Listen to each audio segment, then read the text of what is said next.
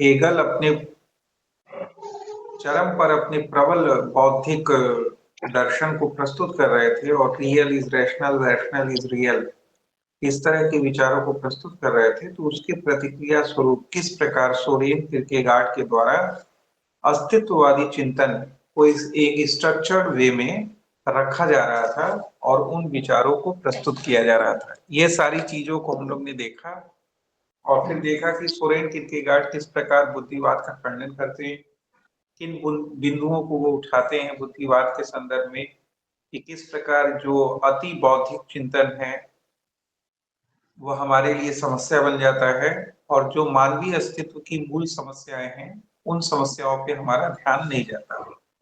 इसके बाद फिर एक प्रसिद्ध स्टेटमेंट इनका, ट्रूथ इज सब्जेक्टिविटी, सत्य आत्मीयता है या सत्य आत्मनिष्ठता है, ये जो स्टेटमेंट वो देते हैं, स्टेटमेंट के संदर्भ में हमने कुछ कॉन्सेप्ट आपको बताए थे कि सामान्य रूप से ये अस्तित्ववादी आत्म और वैचारिक आत्म में भेद कर रहे होते हैं और कह रहे होते हैं कि जो हमारे आत्म का जो थिंकिंग फैकल्टी है, यानी जो विचार करने वाला पार्ट है, वह कभी भी क्या करेगा कि कभी भी वह सत्य को प्राप्त नहीं कर सकता, क्योंकि यह हमेशा अवधारणाओं कॉन्सेप्ट्स के माध्यम से ये फैकल्टी काम करती है, जो वैचारिक आत्म की फैकल्टी है।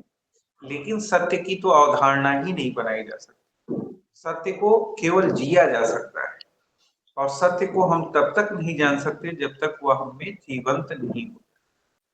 ये सारे स्टेटमेंट उन्होंने दिया। फिर एक क्लासिकल डेफिनेशन दी कि सत्य क्या है, प्रबल रूप से भावनात्मक आत्म आंतरिकता के आत्मीयकरण की एक प्रक्रिया है।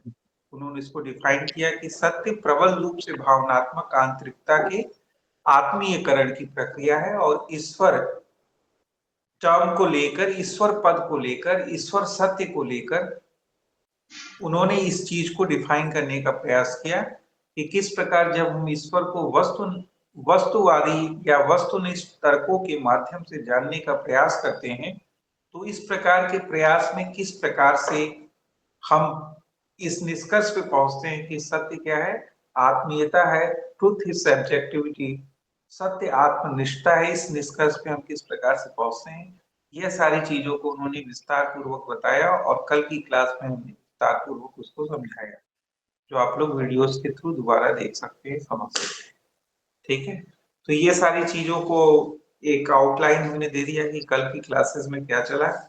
आज की क्लासेस में जो 2-3 इनके पॉइंट और रह गए थे, इसको करके हम लोग थोड़ी सी आधार भूमि बनाने की कोशिश करेंगे हाइडेगर के दर्शन की, जो इसके बाद पढ़ने वाला हम लोग का दर्शन है। और लास्ट में हम लोग जीन पॉल सार्त्रे को पढ़ेंगे। तो हमें लग रहा है 2-3 दिन की क्लास में ये सारी चीजें खत्म हो जाएंगी और इसके बाद हम लोग एक नए दर्शन को उठाएंगे जो अभी तक पढ़ा नहीं गया है, और वो हुसरेल की फेनोमेनोलॉजी को उठाएंगे, जो बार बार उसकी चर्चा अभी 2-3 दिन पहले के क्लास में भी की गई थी। एक आप लोग के सिलेबस में दिया गया है जिसको कहते हैं कि स्फेयर्स ऑफ एग्जिस्टेंस, अंग्रेजी में इसको कहेंगे स्फेयर्स ऑफ एग्जिस्टेंस और हिंदी में कहते हैं इसको अस्तित्व की 3 अवस्थितियां। इसकी चर्चा की है।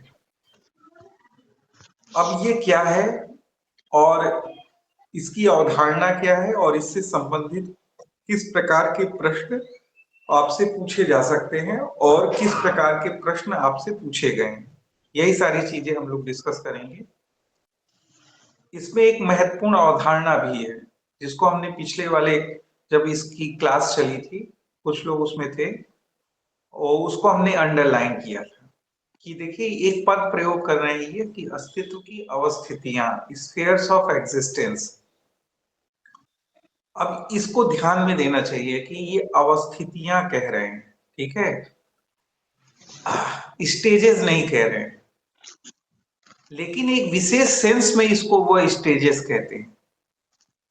ठीक है, तो अब हमको यह अवधारणा समझनी है कि यह जब इस पद का प्रयोग कर रहे हैं स्फेयर्स ऑफ एग्जिस्टेंस, और फिर किस एक विशेष संदर्भ में वो कहते हैं कि हम इसे स्टेजेस ऑफ एग्जिस्टेंस भी कह सकते हैं, यानी अस्तित्व के क्रमिक स्तर के रूप में भी डिफाइन कर सकते हैं। इसके पीछे की अवधारणा क्या है, इसको हम लोग समझने की कोशिश करेंगे। तो देखिए, पहली चीज तो हम ये बता दें कि इसको क्यों कहा गया है स्फेयर्स, और वह 3 स्फेयर्स कौन से हैं उसकी चर्चा कर दें, और फिर आपसे जो बार बार अंडरलाइन करें कि एक विशिष्ट संदर्भ में वह इन्हें स्टेजेस ऑफ एग्जिस्टेंस भी कहते हैं। तो 2 पद हैं जिसको ध्यान दीजिएगा, स्फेयर्स ऑफ एग्जिस्टेंस और stages of existence. Spheres of existence को तो उन्होंने सामान्य रूप से कहा है, सामान्य रूप से स्फेयर्स ऑफ एग्जिस्टेंस कहा है, लेकिन एक विशिष्ट अर्थ में इसे स्टेजेस ऑफ एग्जिस्टेंस भी कहा है। तो इन दोनों चीजों को हम समझने की कोशिश करते हैं, और साथ साथ हम व्यवहार से भी जोड़ के देखने की कोशिश करते हैं कि व्यवहार में किस प्रकार से ये सारी चीजें हमें दिखाई देती हैं। तो देखिए, सोरेन किरकेगार्ड कहते हैं कि मानवीय अस्तित्व के समक्ष सदैव 3 प्रकार के विकल्प जो है उपस्थित होते हैं। 3 प्रकार के विकल्प, जिसको हम लोग कहते हैं कि 3 प्रकार के जो है ऑप्शंस, 3 प्रकार के ऑप्शंस हमेशा उपस्थित रहते हैं, और मनुष्य मानवीय अस्तित्व उन 3 विकल्पों में से किसी का भी चयन करने के लिए स्वतंत्र है। आप लोग जानते हैं कि अस्तित्ववादी दार्शनिक मानवीय अस्तित्व की स्वतंत्रता पर बहुत बल देते हैं, और हम लोग ने अभी आगे आने वाले जीन पॉल 7 में हम लोग देखेंगे कि वो इसको बहुत विस्तार पूर्वक डिफाइन भी करते हैं, और एक स्टेटमेंट देते हैं कि man is bound to be free, मनुष्य स्वतंत्र होने के लिए अभिशप्त है, man is bound to be free. तो ये सारी चीजें जो हैं हम लोग आगे आने वाले क्लासेस में हम लोग समझने की कोशिश करेंगे। अभी तो जो ये हम बता रहे हैं ना कि spheres of existence Soren Kierkegaard के संदर्भ में, तो यहाँ पर भी देखिए मानवीय अस्तित्व की स्वतंत्रता का संदर्भ आया। वो क्या कह रहे हैं, सोरेन किरकेगार्ड कह रहे हैं कि मानवीय अस्तित्व के समक्ष सदैव 3 प्रकार के विकल्प उपस्थित होते हैं, और मानवीय अस्तित्व इन 3 प्रकार के विकल्पों को चुनने के लिए पूरी तरह से स्वतंत्र रहता है, पूरी तरह से फ्री रहता है।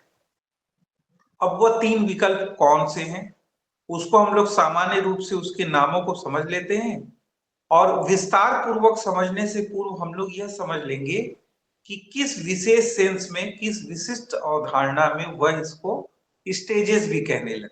पहले उसको समझ लेंगे, और फिर हम लोग विस्तार पूर्वक इन स्फेयर्स को विस्तारित करने का प्रयास करेंगे। तो नाम तो हम लोग समझ ही लें कि कौन से 3 विकल्प हैं, जीवन की कौन सी 3 अवस्थितियां हैं जो सदैव मानवीय अस्तित्व के समक्ष उपस्थित रहती हैं, और मानवीय अस्तित्व इनमें से किसी भी अवस्थिति के चयन के लिए स्वतंत्र रहता है। एक है जिसको वह कहते हैं संवेदनशीलता, ठीक है, एक को वह कहते हैं संवेदनशीलता, दूसरे को कहते हैं नैतिकता, ठीक है, मॉरलिटी का स्तर, और तीसरे को कहते हैं वह धार्मिकता, ठीक है। 3 तरह के स्तरों की चर्चा वह करते हैं। तो यही 3 स्फेयर्स हैं, यही 3 वह विकल्प हैं, यही 3 विकल्प मानवीय अस्तित्व के समक्ष उपस्थित होते हैं, ठीक है। यही 3 विकल्प मानवीय अस्तित्व के समक्ष उपस्थित रहते हैं। कौन कौन सा, संवेदनशीलता, नैतिकता और धार्मिकता। अब देखिए कि सामान्य रूप से आपकी यूजीसी नेट जेआरएफ में ये प्रश्न कई बार शायद पूछा भी गया है, और नहीं पूछा गया है तो पूछा जा सकता है कि सोरेन किरकेगार्ड मानवीय अस्तित्व के संदर्भ में किन 3 प्रकार की अवस्थितियों का संदर्भ प्रस्तुत करते हैं। तो ये 3 अवस्थितियां, स्फेयर्स कौन से हैं, यही है संवेदनशीलता, नैतिकता और धार्मिकता, और इन तीनों में से किसी के भी चयन के लिए मानवीय अस्तित्व स्वतंत्र रहता है। तो यह तो एक बेसिक सी बात हो गई, अवधारणा जो आपको बताई गई। अब एक विशिष्ट अवधारणा कि जब वो कहते हैं कि यह 3 जो स्फेयर्स हैं, जो विकल्प उपस्थित होते हैं मानवीय अस्तित्व के समक्ष, वह एक विशिष्ट अर्थ में क्या होते हैं, स्टेजेस भी होते हैं। स्टेजेस इस सेंस में वो कहते हैं कि इनके बदलाव का एक क्रम होता है। इस विशिष्ट अर्थ में, इस विशिष्ट अवधारणा में हम इनको स्टेजेस भी कह सकते हैं। बदलाव का एक क्रम होता है, इसका अभिप्राय क्या है? पुस्तकों में देखिए दिया है, कभी लोग ध्यान नहीं देते। ये सब वह माइन्यूट सूक्ष्म अवधारणाएं हैं जो आपके अध्ययन अध्यापन को विशिष्ट बना देती हैं। अगर आप इस तरह के सूक्ष्म अवधारणाओं को पकड़ने, समझने, व्याख्यायित करने, संप्रेषित करने में सक्षम हो पाएंगे, तभी आप अपने आप को विशिष्ट बना सकते हैं। तो आप लोग को ये सुअवसर मिल रहा है, तो आप लोग इसका लाभ उठाएं। तो देखिए, जब हम कह रहे हैं कि बदलाव में, इनके बदलाव में एक क्या होता है, क्रमिकता होती है। तो इसका अभिप्राय क्या है कि यदि कोई व्यक्ति संवेदनशीलता के स्तर पे है, तो वह क्रमिक रूप से नैतिकता के स्तर पे, और नैतिकता के स्तर पे है तो उससे क्रमिक रूप से धार्मिकता के स्तर पे जाता है। यह बदलाव का एक क्रम है। इसलिए हम कहते हैं कि यह एक विशिष्ट अर्थ में यह अवस्थितियां क्या हैं, स्टेजेस ऑफ लाइफ। यानी कोई व्यक्ति धार्मिकता के स्तर पे है तो सोरेन किरकेगार्ड के दृष्टिकोण से वह अब जो है नैतिकता के स्तर पे नहीं आएगा, ना तो संवेदनशीलता के स्तर पे आएगा। इसकी आलोचना हो सकती है, आलोचना हो सकती है, लेकिन इनका यही कहना है कि ये जो बदलाव का क्रम है, ये बदलाव का क्रम फॉलो होता है, और वह एक दिशीय होता है। अगर कोई व्यक्ति नैतिकता के स्तर पे है तो वह नैतिकता से कहाँ जाएगा, धार्मिकता पे जाएगा, लौट के संवेदनशीलता पे नहीं जाएगा। धार्मिकता पे है तो फिर वह लौट के नैतिकता या संवेदनशीलता पे नहीं आएगा। और अगर कोई व्यक्ति संवेदनशीलता का चुनाव कर रहा है तो क्रमिक रूप से वह बदलाव का क्रम में पहले नैतिकता और नैतिकता से फिर धार्मिकता की ओर आए। इस विशिष्ट अर्थ में वह इसे स्टेजेस ऑफ लाइफ भी कहते हैं, यानी जीवन के स्तर भी कहते हैं। वैसे सामान्य रूप से वह स्फेयर्स ऑफ लाइफ ही कह रहे होते हैं, यानी अस्तित्व के स्फेयर्स ही कह रहे होते हैं। स्टेजेस ऑफ एग्जिस्टेंस ही इसको कह रहे होते हैं सामान्य तौर पर। क्यों? क्योंकि चुनाव में कोई क्रम नहीं है। इसमें चुनाव करने के लिए आप किसी का भी चुनाव कर सकते हैं। तो अगर आप लोग इसको व्यवहार से देखने का प्रयास करें तो आप लोग को भी लगता होगा कि हाँ, जब जैसे मानवीय अस्तित्व को डिफाइन करते हुए जीन पॉल सार्त्र क्या कहते हैं कि मनुष्य जब जन्म लेता है तो जन्म से ही स्वतंत्र नहीं होता है। ठीक है, जन्म से ही स्वतंत्र नहीं होता है, नहीं, जन्म से उसे अपने अस्तित्व का बोध होता है। मनुष्य तब, वो तो कहते हैं यहाँ तक कि मनुष्य तो जन्म ही तभी लेता है या अस्तित्वान ही तभी बनता है जब उसे अपने अस्तित्व की आद्य अनुभूति होती है, जब वह जान सकने में सक्षम हो पाता है कि वह एग्जिस्ट कर रहा है, तभी उसका जन्म वह स्वीकार करते हैं। ठीक है, और मानवीय अस्तित्व की आद्य अनुभूति में अनिवार्य रूप से स्वतंत्रता की अनुभूति निहित होती है, ऐसा जीन पॉल सार्त्र मानते हैं। तो उनका कहना है, अब जो सोरेन किरकेगार्ड जो उनके बहुत पूर्व ही अपने दर्शन को हेगल के समकालीन से रख रहे थे, तो यहाँ ये जब कह रहे हैं कि हमारे समक्ष, मानवीय अस्तित्व के समक्ष तीन प्रकार के विकल्प उपस्थित होते हैं और किसी का भी चयन कर सकते हैं, तो इसका अभिप्राय है कि जब मनुष्य अपने अस्तित्व को बोध कर रहा होता है, अपने अस्तित्व की उसे अनुभूति हो रही होती है, जब वह अस्तित्ववान मनुष्य के रूप में स्वयं को अनुभूत कर रहा होता है, तब उसके समक्ष ये तीन विकल्प होते हैं और उनमें से किसी का भी चुनाव करने के लिए वह स्वतंत्र होता है। एग्जाम्पल के रूप में हम कहें, मान लीजिए कि जैसे बहुत जिसको अबोध बालक कहते हैं, मेरे समय से वो उम्र होती है आई थिंक 3.5 4 साल, 3 से 4 साल के बीच की होती है। और एक मोटा मोटी मानेंगे तो 4 साल के बाद मानिए कि बोध होना शुरू हो जाता है, अस्तित्व का बोध होना शुरू हो जाता है। लेकिन उसके पहले अगर 3 साढ़े 3 साल का बच्चा, एक्सट्रीम केस में अगर बहुत ले जाना चाहे तो 3 साल ही रखिए, क्योंकि आजकल के बच्चे बड़े शार्प होते हैं, तो 3 साल का ही रखिए कि 3 साल के बच्चे जनरली कुछ जान नहीं रहे होते हैं। तो उनको वह कहते हैं अस्तित्ववादी दार्शनिक कि ये क्रिया प्रतिक्रियाओं के समूह मात्र होते हैं। ठीक है, इनके अंदर अपने अस्तित्व का भी बोध नहीं होता है। लेकिन जब व्यक्ति बच्चा जो है 2.5 3 साल से ऊपर जाने लगता है तो धीरे धीरे उसे अपने अस्तित्व का बोध होने लगता है। 4 5 साल, 6 साल, 7 साल, 8 साल, और जब वो चीजों को अच्छे तरीके से समझ रहा होता है, उसे अपने अस्तित्व का स्पष्ट बोध हो रहा होता है, तो उसके समक्ष इस तरह के विकल्प उपस्थित होते हैं और उनमें से वह किसी का भी चुनाव करने के लिए स्वतंत्र रहता है, किसी का भी चुनाव कर सकता है। ठीक है, आप देखे होंगे एग्जाम्पल के रूप में अगर हम दें कि किसी के घर में कई तरह के माहौल होते हैं, मिक्स माहौल होता है। आप देखते हैं कि कई घरों में बहुत सारी चीजें हैं, जैसे लोग बहुत वेस्टर्न उसको फॉलो करते हैं, और लेकिन घर में दादा दादी भी होते हैं तो वो बहुत धार्मिक माहौल भी रखते हैं। रामायण का पाठ हो रहा है, रामचरितमानस पढ़ी जा रही है, तो मान लीजिए घर में दो तीन बच्चे हैं, तो उनमें से किसी बच्चे का झुकाव किधर हो जाता है, दादा दादी की तरफ हो जाता है। वो उनके साथ बैठ के रामायण रामचरितमानस पढ़ने लगता है, उसकी अभिरुचि उधर चली जाती है। कोई बच्चा होता है उसका मन नहीं लगता इसमें, वो दूसरी तरफ से जो माहौल रहता है माहौल घर में, उधर को वो प्रेफरेंस देता है, उसको गाना सुनने में, डांस करने में, इसमें अभिरुचि होने लगती है। तो आप समझ रहे होंगे कि स्पष्ट रूप से मानवीय अस्तित्व के समक्ष ये जो विकल्प उपस्थित हो रहे होते हैं, उनमें से वह स्वतंत्र रूप से चयन कर रहा हो। यही कहते हैं अवस्थिति, एग्जिस्टेंस के स्फेयर्स, अवस्थिति के रूप में वह इसको डिफाइन करते हैं कि अस्तित्व की तीन अवस्थितियां होती हैं और मानवीय अस्तित्व इनमें से किसी का भी चयन करने के लिए स्वतंत्र रहता है और चयन करने में कोई क्रमिकता नहीं होती।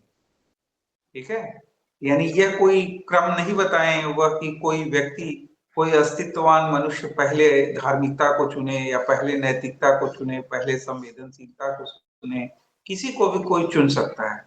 ठीक है, कोई आरंभिक रूप से ही धार्मिकता को चुन सकता है।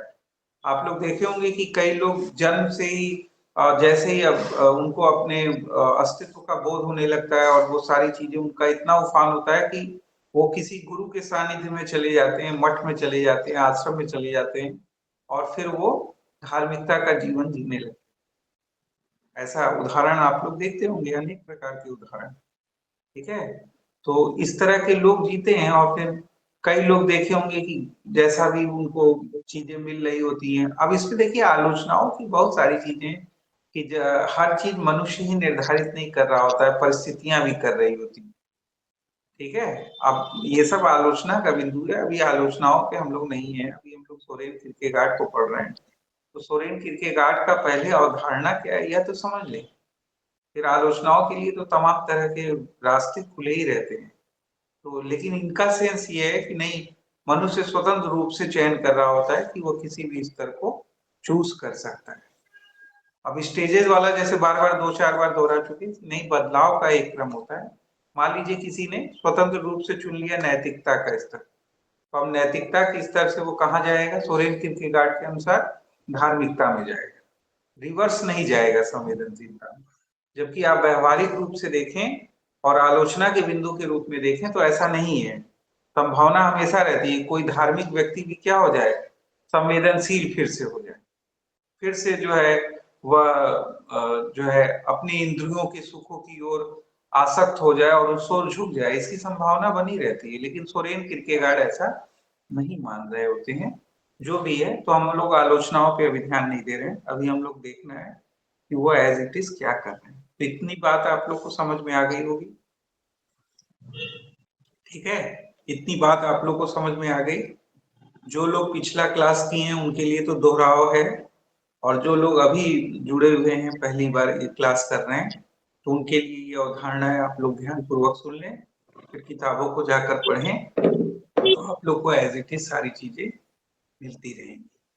ठीक है, तो ये पहला बिंदु था जिसको हम लोग स्पष्ट करना चाह रहे थे, जिसमें दो चीजें आप लोग को बता दी गई कि इसको स्फेयर्स क्यों कहा जा रहा है और इसको स्टेजेस की सेंस में वो एक्सेप्ट करते हैं, और ये तीन स्फेयर्स कौन से हैं यह भी बता दिया गया। अब इसकी व्याख्या थोड़ी सी हम लोग कर लेते हैं कि ये जो तीन स्फेयर्स बता रहे हैं, संवेदनशीलता, नैतिकता, धार्मिकता, इसके कुछ लक्षणों को वह रेखांकित करते हैं और उन लक्षणों के ऊपर आप लोग से प्रश्न पूछा जा सकता है और पूछा भी गया है, तो उसको थोड़ा सा हम लोग रेखांकित कर लेते हैं और उसकी व्यवहार से जोड़कर कुछ व्याख्या भी कर लेते हैं ताकि आप लोग की समझ विकसित हो सके। संवेदनशीलता को देखिए वो डिफाइन करते हैं कि संवेदनशीलता में जब कोई मानवीय अस्तित्व होता है ना, तो वह क्या करता है कि तात्कालिक जो संपर्क की वस्तुएं हैं उनके साथ जुड़कर उनका उपभोग करना चाहता है। यही संवेदनशीलता का स्तर होता है कि तात्कालिक जो उसके संपर्क की चीजें हैं, उन सारे संपर्क की चीजों से व्यक्ति अधिक से अधिक सुख को भोगना चाहता है, अधिक अधिक से अधिक ऐन्द्रिक सुख को लेना चाहता है, और एक प्रकार से सुख जो है संवेदनशीलता का मूल मंत्र बन जाता है। ठीक है, तो यही संवेदनशीलता का लक्षण है, जिसे सामान्य रूप से हम लोग जान भी रहे होते हैं कि सामान्य रूप से ऐसा होता भी है कि सामान्य रूप से मनुष्य जब ऐन्द्रिक सुखों की ओर जो है झुका हुआ रहता है, तो तात्कालिक संपर्क की वस्तुओं के साथ अधिकाधिक सुख को भोगना चाहता है और उससे वो जो है उस अपनी इंद्रियों को सेटिस्फाई करना चाहता है। वही सारी चीजें वो उसी को डिफाइन कर रहे होते हैं। इसमें कोई रॉकेट साइंस नहीं है और कोई बहुत यूनिक चीज वो नहीं बता रहे होते हैं। लेकिन एक बात वह स्पष्ट कर रहे होते हैं, जो स्पष्ट रूप से व्यवहारिक रूप से भी हमें दिखाई देता है। सोरेन किरकेगार्ड कहते हैं कि जब मनुष्य मानवीय अस्तित्व संवेदनशीलता के स्तर पर रहता है और तात्कालिक संपर्क की वस्तुओं के साथ अधिक से अधिक ऐन्द्रिक सुख प्राप्त करने का प्रयास कर रहा होता है, तो लगातार इस तरह की प्रक्रिया से धीरे धीरे उसके मन में एक विचित्र प्रकार की निराशा आने लगती है। ठीक है, आप देखे होंगे, आपने अनेक एग्जाम्पल्स को पाया होगा कि बहुत बड़े बड़े जो फिल्म स्टार हैं, बहुत बड़े बड़े कोई मॉडल है, बहुत बड़े बड़े कुछ हैं, जिनके पास सभी प्रकार के ऐन्द्रिक सुख को प्राप्त करने के साधन उपलब्ध हैं, धन धान्य से पूर्ण है, सब कुछ है उनके पास, लेकिन फिर भी अचानक उनका झुकाव किधर हो जाता है? आध्यात्मिक स्पिरिचुअलिटी की ओर हो जाता है। तो ऐसा क्यों हो जाता है? ऐसे अनेक उदाहरण आप देखें।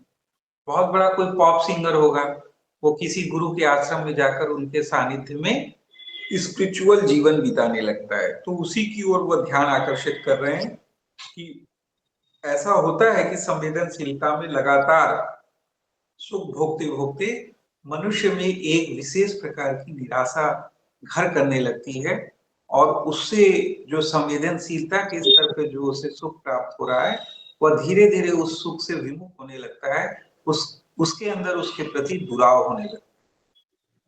इसको ये व्याख्यायित कर रहे होते हैं, और फिर वह संवेदनशीलता के 3 लक्षणों को रेखांकित करते हैं, जो इम्पोर्टेंट है आप लोग के लिए, क्योंकि आप लोग से पूछा जाता है कि सोरेन किरकेगार्ड संवेदनशीलता के किन 3 लक्षणों को रेखांकित कर रहे होते हैं। तो वह 3 लक्षण हैं। एक तो कहा है कि संवेदनशील तात्कालिकता, दूसरा वो कहते हैं संशय, डाउट, और तीसरे को कहते हैं नैराश्य, डिसअपेयर। तो ये नैराश्य, तो ये 3 जो है लक्षण वो बताते हैं, संवेदनशील तात्कालिकता, संशय और नैराश्य। और ये तीनों लक्षणों के द्वारा आप जो है संवेदनशीलता को स्पष्ट भी कर सकते हैं। पहले आप लोगों को बताया कि संवेदनशीलता के स्तर में मानवीय अस्तित्व क्या करता है? तात्कालिक संपर्क की वस्तुओं से अधिक सुख प्राप्त करने, ऐन्द्रिक सुख को लेने का प्रयास करता है। तो यही क्या है? संवेदनशील तात्कालिकता। यही संवेदनशील तात्कालिकता का लक्षण है। फिर उन्होंने कहा कि जब लगातार वह इस स्तर में बना रहता है, तो धीरे धीरे क्या होता है, उसके मन में इस प्रकार के सुख, इस प्रकार के जीवन के प्रति क्या होता है, मन में एक संशय उत्पन्न हो जाता है, मन में एक डाउट उत्पन्न हो जाता है। उसे ये फील होने लगता है कि इस प्रकार का जो सुख, जिसमें वह सुख ढूंढने की कोशिश कर रहा है, वह सुख कोई रियल सुख नहीं है, इसमें कोई स्थायित्व नहीं है और इसमें कोई आनंद नहीं है। यह सारी चीजें उसके अंदर एक प्रकार का डाउट क्रिएट करती हैं, संशय क्रिएट करती हैं, और यही संशय जो है क्रमिक रूप से क्या होता है, नैराश्य में बदल जाता है। नैराश्य मतलब निराशा में बदल जाता है। और यही 3 लक्षण परिघटित होते हैं संवेदनशीलता के स्तर पर, संवेदनशीलता के अवस्थिति में। स्तर भी कह सकते हैं, क्योंकि एक विशिष्ट अर्थ में तो स्तर कहा है, लेकिन सामान्य रूप से अवस्थिति स्फेयर ही कहेंगे। तो संवेदनशीलता की अवस्थिति में यह 3 लक्षण परिघटित होते हैं। फिर दूसरी जो अवस्थिति है नैतिकता, तो यह जो संवेदनशीलता के स्तर पे नैराश्य उत्पन्न होता है, यही नैराश्य हमें अगले स्फेयर्स में ले जाने के लिए ढकेलता है, ले जाता है आगे, कि अब धीरे धीरे मनुष्य क्या होता है कि जब इस प्रकार की संवेदनशीलता के स्तर पे नैराश्य आता है, तो धीरे-धीरे मानवीय अस्तित्व क्या करता है कि वह अपने आस-पास के लोगों से जुड़ने लगता है। यानी अपने स्व से निकलकर धीरे-धीरे अन्य से जुड़ने का प्रयास करने लगता है और एक प्रकार से वह सोशल होने की कोशिश करता है। एक सामाजिक जिसको कहते हैं ना कि एक सामाजिक ताने-बाने में आने की कोशिश करता है और जो एक प्रकार से स्व केंद्रित होकर वह अस्तित्व स और संवेदनशील तात्कालिक संपर्क की वस्तुओं में वो खोया रहता है और उसे सुख-भोग में रत रहता है, उससे हटकर वो क्या करता है, धीरे-धीरे सामाजिक प्राणी बनने की कोशिश करता है